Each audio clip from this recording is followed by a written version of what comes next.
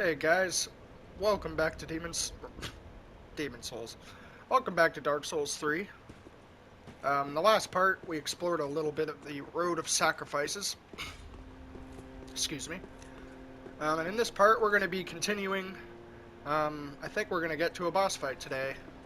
But first, I wanted to start off the episode here so that we could level up a bit.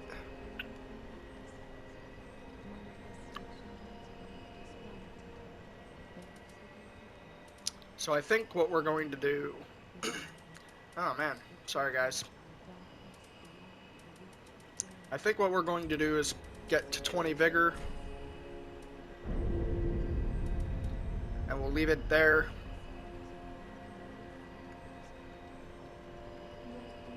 Yeah. Farewell, Ashen One.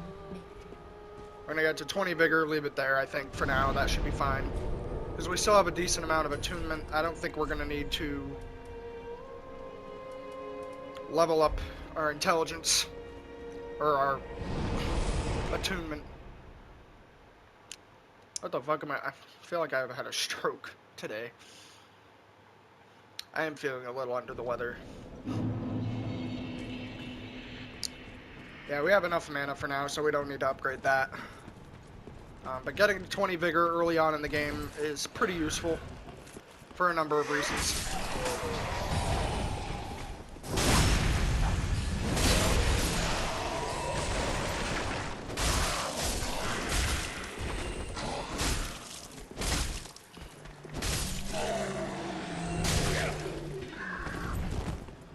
Yeah, today we'll be getting to a boss fight. In fact, pretty soon here, we'll be doing a boss fight. So, let's get it. Now, those of you who are... Oh, hold on.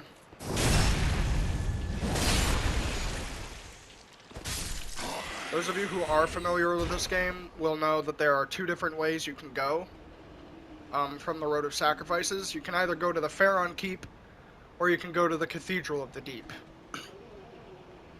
I think for the sake of this playthrough, we will be going through the Cathedral of the Deep first, since it is generally easier, and also because the boss in the Cathedral of the Deep drops an item that we're going to need later on in Pharaon Keep as well, so we might as well go this way first.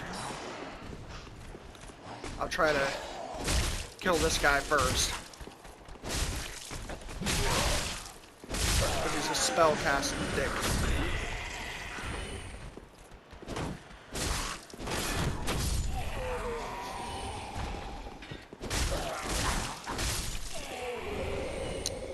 Alrighty. And there's actually another one over here. Watch out for that.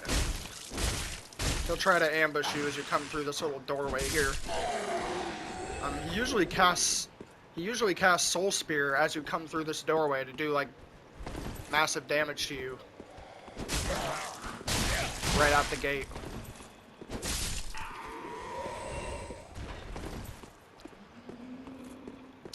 But anyway, let's get to it.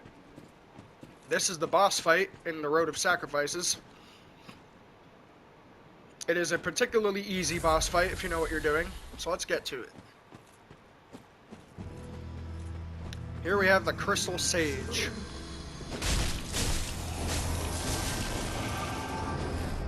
It's basically just a big one of those enemies we were fighting, except kind of like the Fool's Idol, he will teleport around and create clones of himself.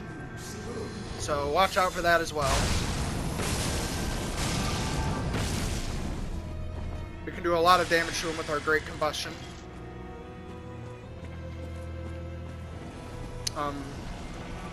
Yeah, once you get him to about half health, he'll start spawning clones of himself. And just like Fool's Idol, only one of his clones will be real. But the way to tell which one is real is the real one will have the purple magic, and the fake ones will have blue magic. So that one is the real one.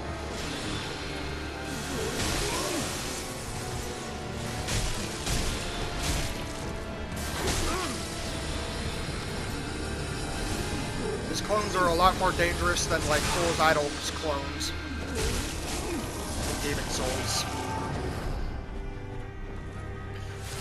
So be very careful, make sure you're not too low on health because his clones can one-shot you if they line up their spells right. And yeah, just like Fool's Idol, if you hit the clones, they'll disappear. Or if you damage them enough, they'll disappear, but...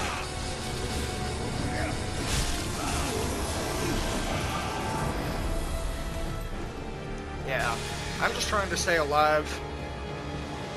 So I'm not going to get too greedy. Of course that's not the real one. Where the hell is the real one? Oh, shit. Oh, in the middle.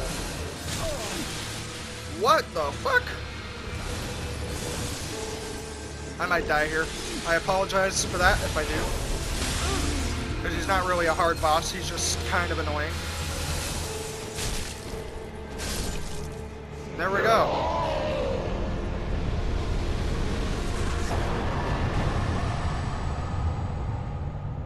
Another Air of Fire destroyed and another boss soul in our pocket.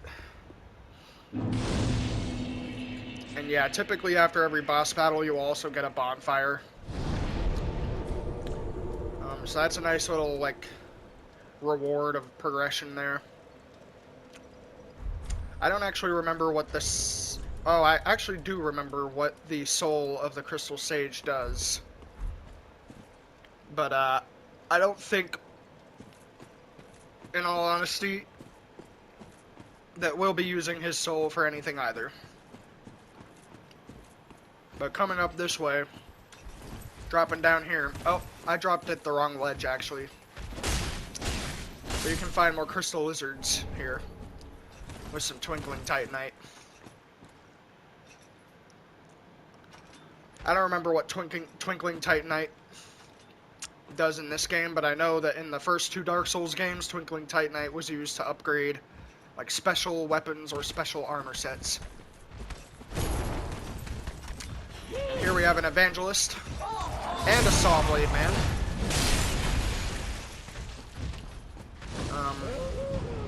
Not very happy about that. Wait, there's two of them. Jesus Christ.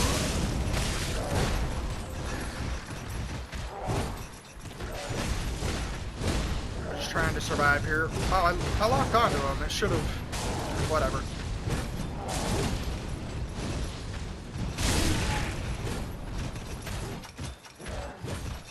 I can't see. His body's blocking my camera. These saw blade guys will also inflict a lot of bleed against you, so watch out for that, because bleed is not a fun status in this game. Not a fun status in any Souls game, honestly. I said in one of my earlier videos that bleed in this game was a lot like bleed in Demon Souls, but that's actually not true. Bleed in Demon Souls will just make you lose health over time. But bleed in this game, instead of losing health over time, it will make you lose a large chunk of health. And just like one fell swoop, sort of. The fact that it takes 2 combustions to stagger this enemy is ridiculous. So there you go. You can get the Herald Knight armor set. That's probably pretty good armor, but not very good for my Fashion Souls.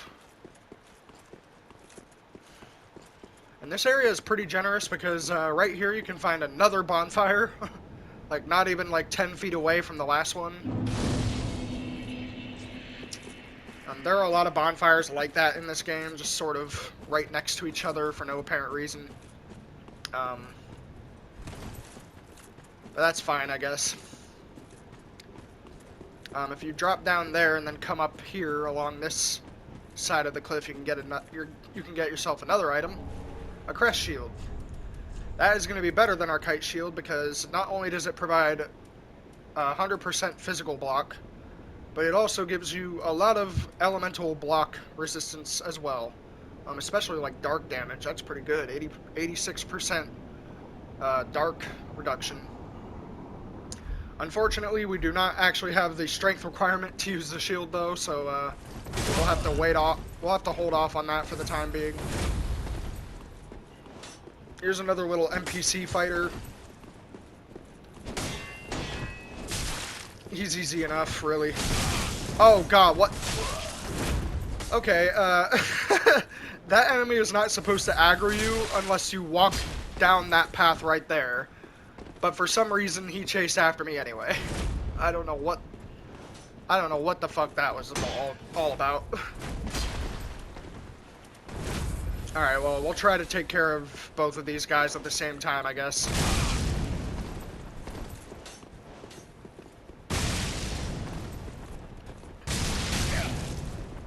He keeps throwing knives at me, he's a dick.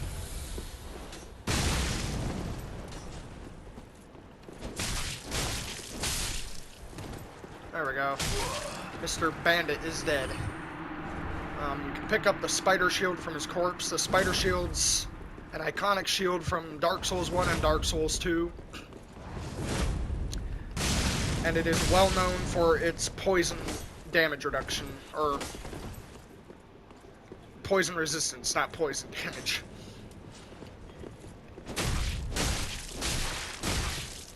Now I guess we'll kill this guy.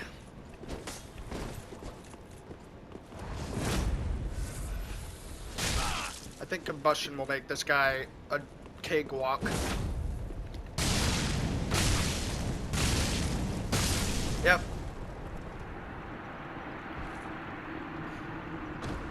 I don't believe this guy even drops anything. Nope, he just gives you some souls. He's ordinarily supposed to be down here, and he's not supposed to aggro you until you come down here, but he's guarding those, the Paladin's Ashes. You can give those to the lady in Firelink, and she'll expand her shop again. And you don't have to worry about resting at this bonfire, because those enemies will not respawn. Those NPC-type enemies, generally speaking, they don't really respawn, so, yeah. No penalty to getting your healing items back if you sucked at fighting them like I did. Now this little area right here, I recommend you just like run past everything in this area, because this area can be kind of annoying with the guys up there shooting arrows at you.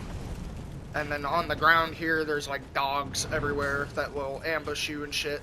So I recommend you run through this area if you don't really want the items. I'm going to try to get the items just so I can show you guys what you can get. Oh my god. The tracking on that crossbow is ridiculous. I am trying to heal myself, bruh. Alright. So, yeah, you can get some soul items, and I think over here is another item you can get. No, never mind. Okay, so yeah, I just recommend you run through this area then. If the only reward you get for fighting all those enemies is a single soul item, then it's probably not worth doing. This is a new enemy type. He just looks like an undead, but he sets himself on fire.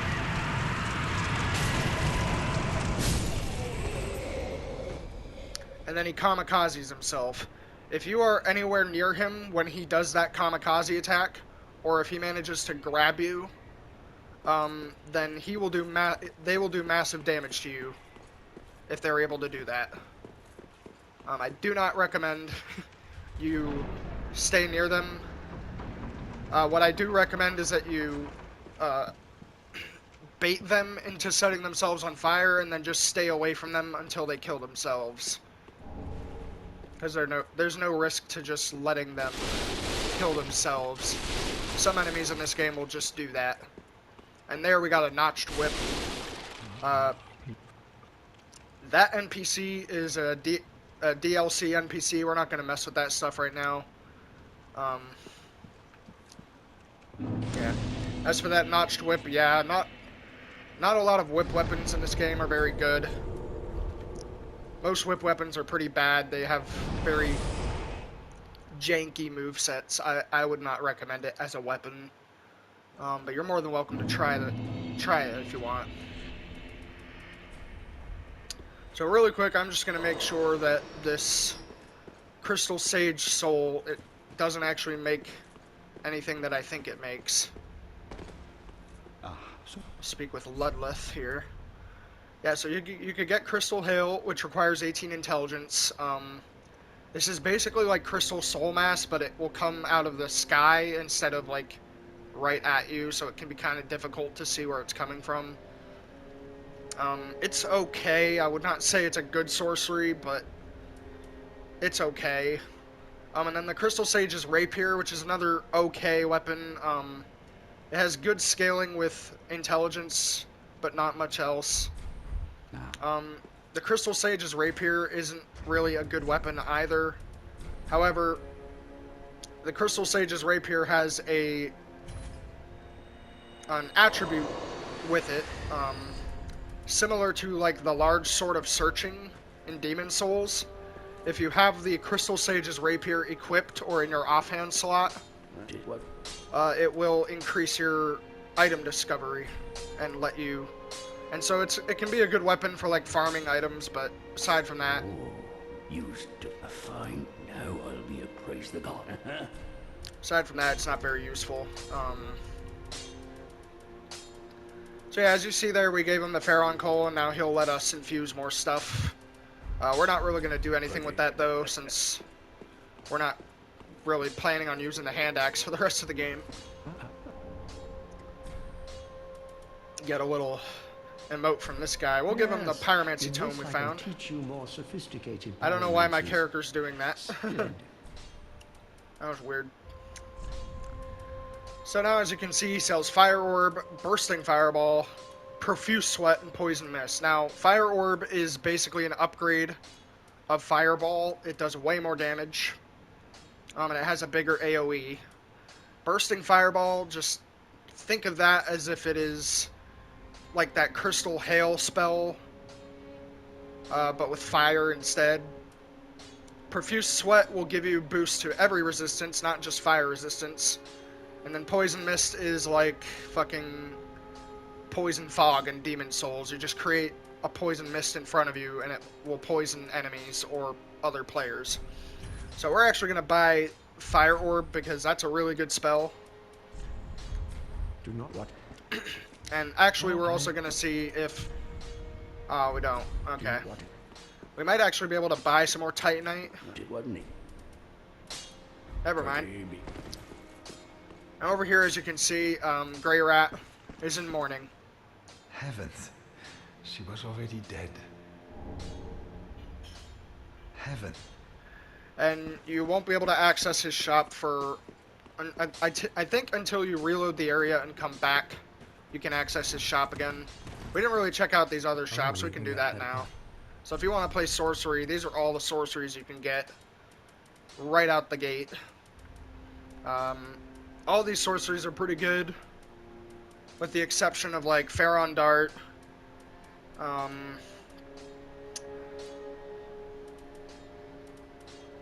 think Pharaon Flash Sword isn't that good either. And then Oral Decoy is kind of weird. Spook is pretty good if you want to have like fall resistance, though. That's pretty good. Excuse me, I'm clearing my throat a lot. Oh, champion, I wasn't the god. And right over here. Ha! Sorry.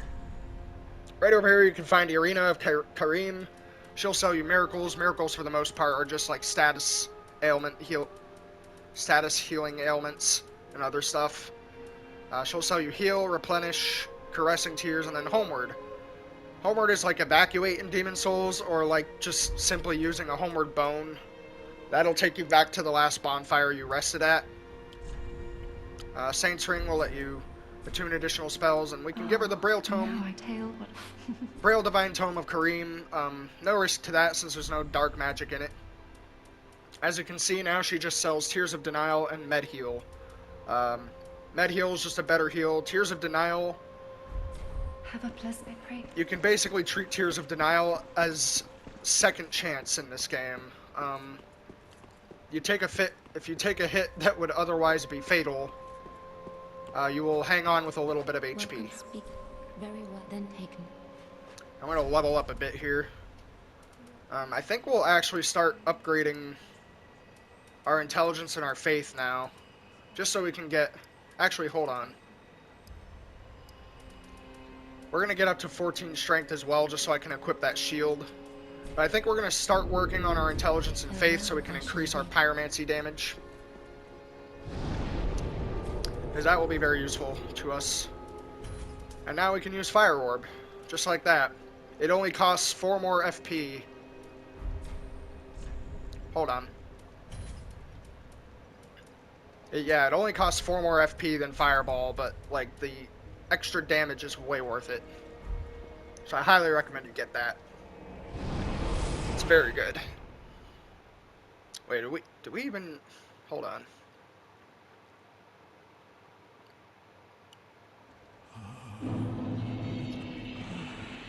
Yeah, once again, that's a DLC NPC. We're not going to mess with that right now. Ah.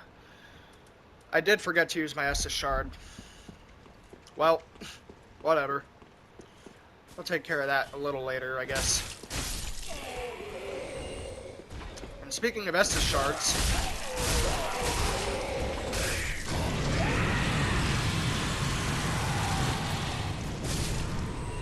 Well, they'll just kill themselves. And there's another Estus Shard right there, right outside the room with the bonfire in it.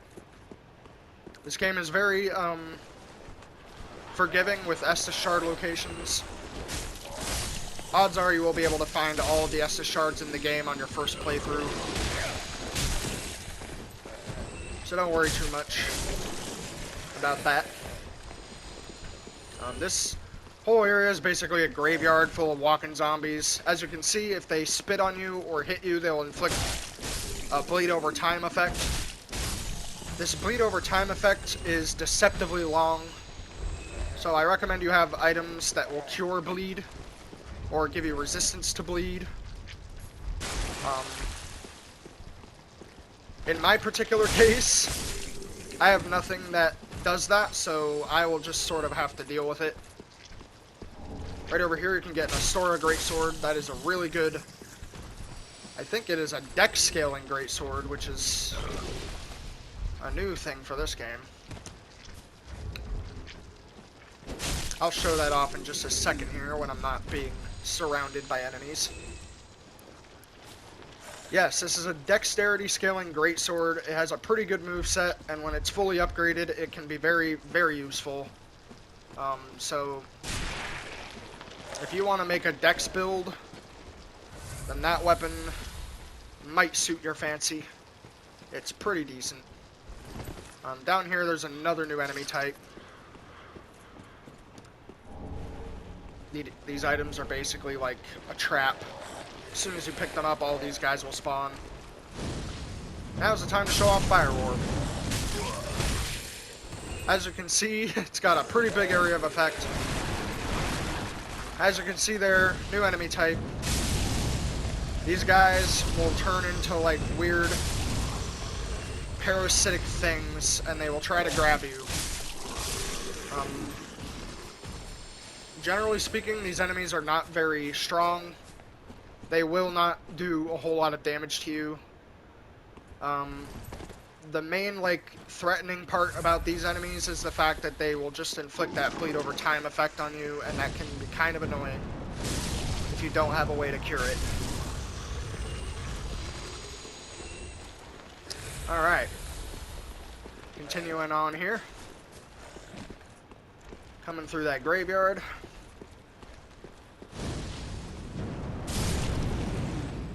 What we want to do is kill that guy back there, because he will run at you like a bat out of hell. Also, for some reason, kind of resistant to fire damage. Either that or I'm just terrible. Yeah, before you go up there, you want to come down here, because there's a couple more items for you that are pretty useful. And as you'll notice, there's a lot of spears here. And the reason for that is because the giant that you met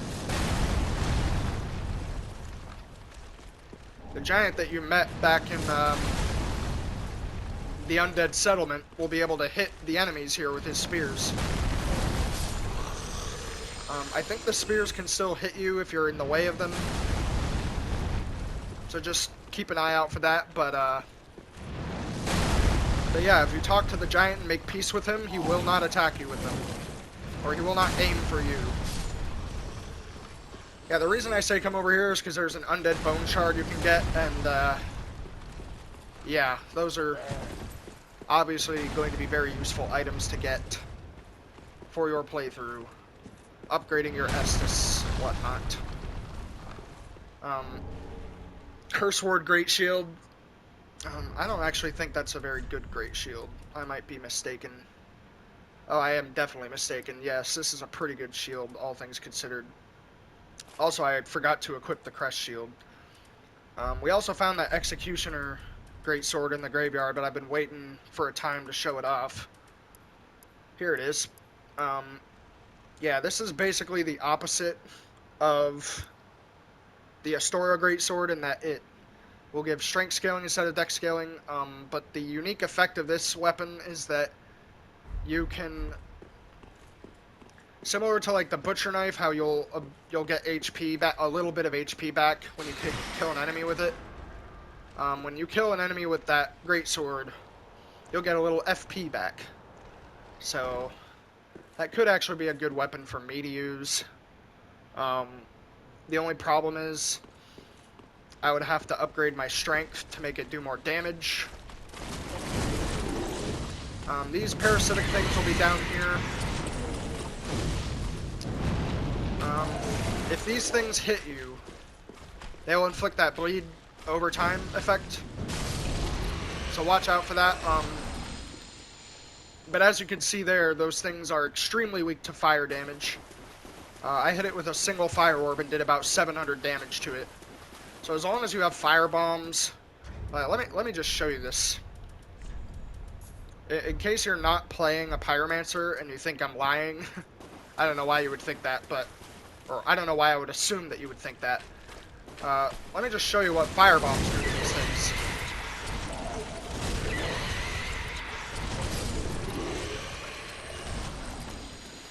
Three fire bombs to kill that thing. And these fire bombs are a very common drop from like plenty of enemies in this game. So you do not have to worry about like, oh, you do not need pyromancy to kill those things. That's all I'm trying to say. Anything that does fire damage will be pretty effective against them. Up here is another crystal lizard. We're gonna get that, obviously. And with that, another Twinkling Titanite.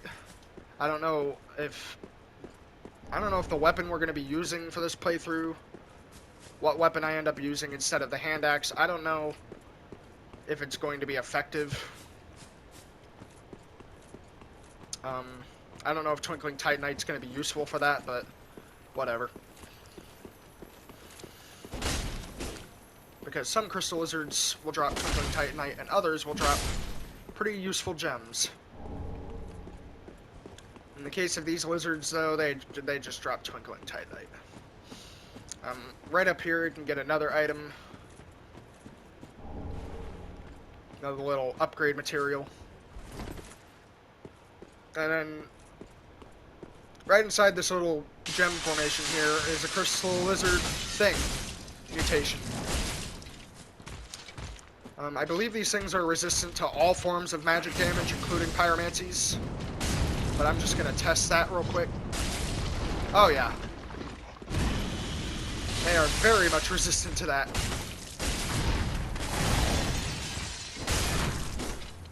Oh, I staggered him. Good. Can do a little riposte there.